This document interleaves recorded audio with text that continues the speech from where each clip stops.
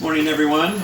My name is Adam Teese. I'm the director of the Department of Metropolitan Development for about one more day. Glad to be out here. It's a very nice day. It's a good day to be in Indianapolis, and we're glad to be out here on the east side with some really great news about a story about urban agriculture. I can't think of anything more community development oriented than what you put in your body every day. I know that. I'm a father of 4 young children. I think about what we feed them every day. Probably never as good as it should be. And this kind of project starts to change that a little bit, change it in a part of town that doesn't always see the most fresh food and the most fresh produce, and this story is a good one. And so we're glad to be here. It is a project that, from the standpoint of urban agriculture, our department, through the leadership of the mayor, has been very focused on trying to rethink how communities work, not just through just housing or not just a job, but how do you live your whole life in a community? And this project represents hopefully a pilot. Hopefully this happens time and time again throughout the city. Let's not have this be the last one, right? I mean, that's the goal. And to have this not just be the first, but have it maybe just be the start of something really special. We've got a couple speakers today, and I'll introduce them, and then I'll offer a few remarks as we go. The first one, it's a pleasure to bring up to the podium my boss for the last time for me, Mayor Greg Ballard.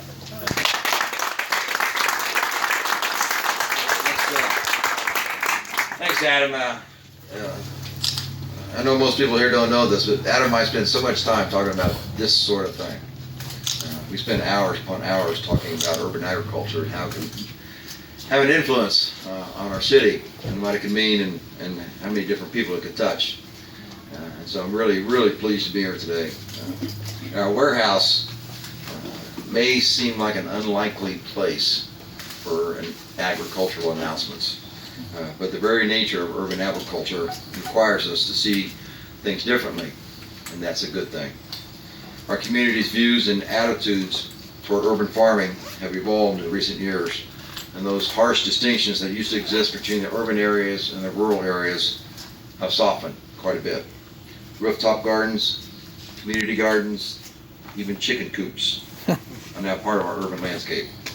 And we have embraced the idea that raised vegetable gardens can be just as visually appealing as flower beds. We have a greater appreciation of the importance of local food sourcing. We understand that access to fresh produce has a direct impact on the quality of life of our residents. That's why I'm pleased to be able to announce today that this long unused warehouse will soon become a 61,000 square foot urban farm. It's amazing.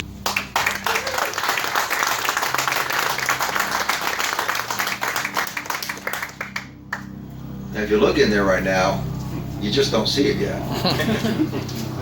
But that's the magic of what can happen. And Sustainable Local Foods of Toledo, Ohio will repurpose this facility into an organic hydroponic growing system.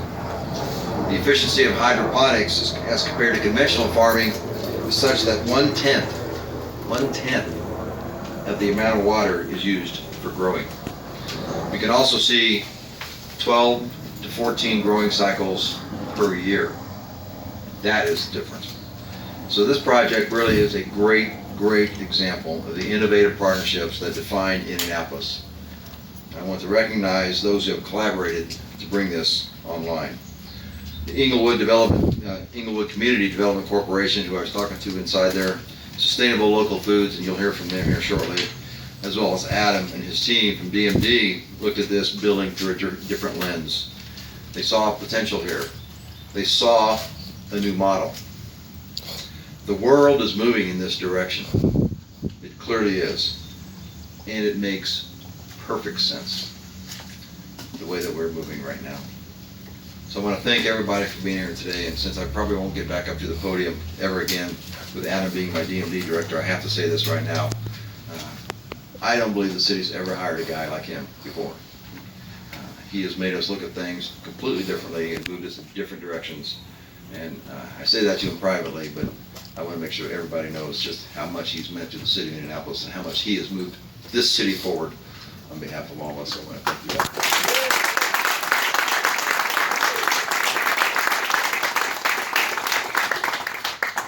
kind words. Next up to the podium, I'm going to have Joe Bowling join us.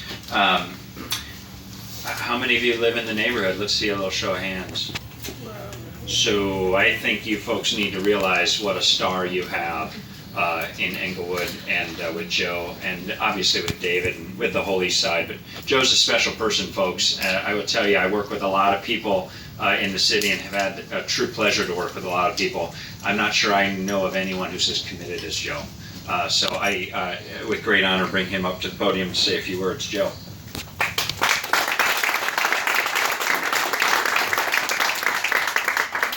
Adam's gonna make me cry. Thank you, Mayor Ballard, and thank you, Adam. I'll hopefully have another chance to say some nice things about Mayor Ballard in the future with a podium like this, but I certainly want to say Adam's been fantastic. He's shown a lot of faith in our neighborhood over the years, both in private life and with the city of Indianapolis. From St. Clair Place neighborhood to the Super Bowl Legacy Project, Adam's stamp is on a lot of what's gone well in our neighborhood, and we're really grateful for your service and thank him for everything you've done for us. Again, my name is Joe Bowling. I get to serve as the co-director of Englewood CDC, along with David Price, and the director of the East Washington Street Partnership.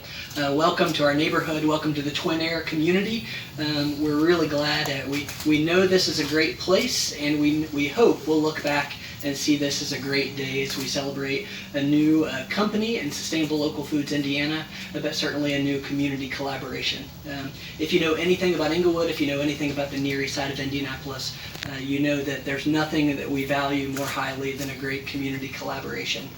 From 40 plus years of the history of the Near East Side Community Organization, or NESCO, those go back to our very foundations of community collaborations, to the formation of the Near East Side Collaborative Task Force, which led to the great Indy Neighborhoods Initiative, which gave birth to the Near East Side Super Bowl Legacy Project that delivered about $150 million worth of community investment to our neighborhood, to our current initiatives with Great Places 2020, and the Indy East Promise Zone. We've come to realize that things work best when we're all pulling together and working together. And each of these community partners that are here are making this a successful venture, will make this a successful venture. And we've met someone in Jim Bloom and Sustainable Local Foods that really gets that and deeply understands it. And that's what makes today so satisfying for me and so many of you, is that we feel like we're well partnered in Jim and Sustainable Local Foods Indiana. And so we hope for this to be a success. As I've mentioned, this really is a community collaboration, and certainly wanted to just say a few kind words about the other community partners that will make this successful. Certainly the City of Indianapolis, as they've continued to show favor to our neighborhood and trust in us as an organization. We're very thankful for this gift, for these dollars that will start this company out on the right foot. To employment partners like the John H. Bonner Community Center, Westminster, Southeast Neighborhood Services, and certainly Shepherd Community Center, we thank you for the work that you'll do in helping us identify, at least initially, 10 to 15 new employees for this business that will be paid a fair and livable wage, and hopefully we'll be able to employ some folks with some real employment challenges that really need that opportunity. As many of you know, about 25% of our neighbors within our Indy East Promise Zone are unemployed, and about 50% live in poverty. So growing food and having good work are tremendous needs in our neighborhood, and we think this project will do just that with the help of some of those employment partners. We hope to be able to sell some of this produce to potential buyers like community partners in Pogues Run Grocer, and then others, Eskenazi Health. I think Michael Kaufman's here from Eskenazi. Their partnership, I think, going forward will be very exciting as they look to supply more local produce within their hospital system. This building needs a lot of work. This area needs some work. We're hopeful with the partnership of folks like TeenWorks that's already done some work in our neighborhood, and the folks that Keep Indianapolis Beautiful, that we can really focus on beautification both around this building and in this building to really make this building function not just in growing produce, but again growing community and beauty within our neighborhood. We'd like to do more with youth education and with helping young neighbors find the joy in growing and find the joy in finding work that's good for them. So we're excited to have the Crossing Alternative School that will remain in this building, hopefully grow in this building. They run an alternative high school. We would like to partner with them to put some of their young people to work with partnerships and internships and maybe growing some of the produce here. Certainly Shepherd Community Center, which may maintain some presence in the building for after-school programming, we'd like to partner with them with some of their youth as well. So those are exciting new partnerships. And then I'll say again, the Twin Aire Neighborhood has started to embrace us. They've been working in this neighborhood long before Inglewood, long before sustainable local foods, and so we want to honor and respect just being a part of this community and all the good things that might be in store right around the corner for Twin Aire. One of those good things might be some upcoming work on our underpass here at CSX and South Earl Street. Many of you are laughing because you know we sometimes joke that we just can't get to this side of the neighborhood. We're excited to know that some of those infrastructure improvements are coming, and that's been the work certainly of neighborhood residents that have advocated for some of those improvements over the last couple years. At this point, I'd like to introduce Jim Bloom, again, who I mentioned earlier is just has been the real leader for this effort.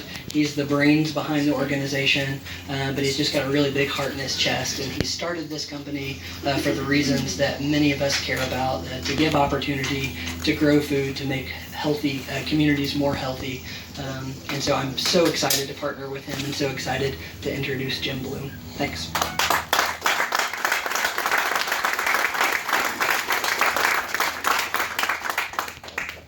First of all, I want to thank Indianapolis. I've never felt more welcome any place in my life, and we plan on making this our home, so it's moved us. Yes.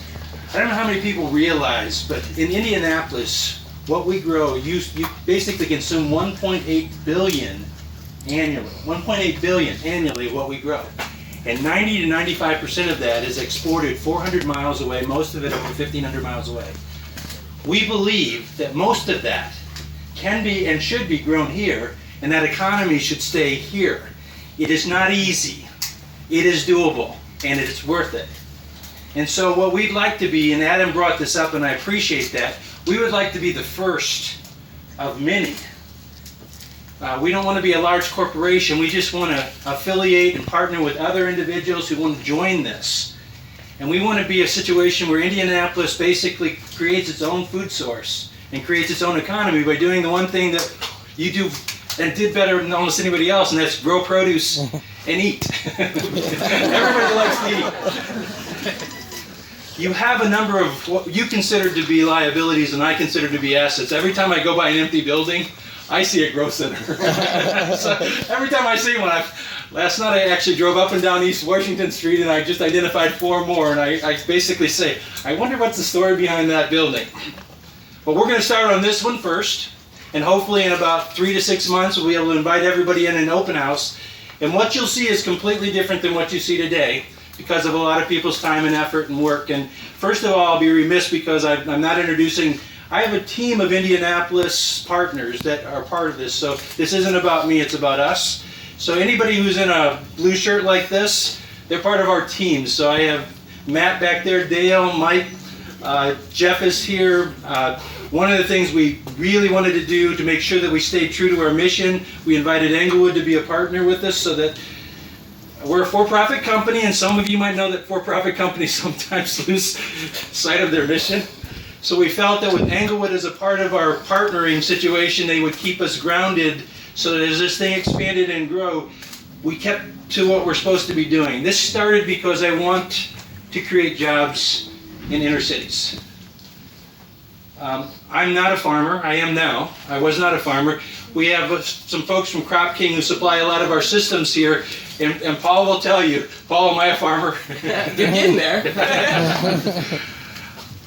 But we can grow economy and we can grow jobs by growing healthy food. And it can be done. And you partner with people like Crop King and others who know that and use the LED lights and science and technology. You can grow healthy food in communities. This building in January, you'll be able to come into this building You'd actually be able to walk down the aisles, and we have food safety situations, so you won't be able to do that, but you could. And you could pluck the leaves and put them in your mouth and eat them, and you'd be eating healthy food. We're going to produce 12 months a year healthy food in Indianapolis, and we're going to duplicate it over and over again with your help, and we'll help other people duplicate it over and over again. And pretty soon we're going to kind of bridge that gap of that 1.8 billion to most of it is being grown in Indianapolis by Indianapolis. And again, I'm very excited. I want to thank you all for the opportunity we had of being here. We look forward to working with you in the future. The community, and I'm not going to talk about it because I've got to shut up because I could talk forever, but the community partners that you have, the neighborhood organizations that you have in this community, I've worked in a lot of cities. I have never seen anything like this. Usually I'm trying to bring people together to say this is a good thing. You're already there. And I thank you again for welcoming us here, and I thank you again for your hospitality, and we look forward to being a part of your community for years to come. Thank you.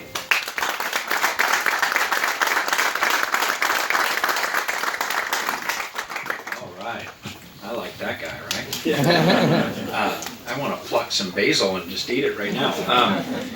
Thank you all for coming. For those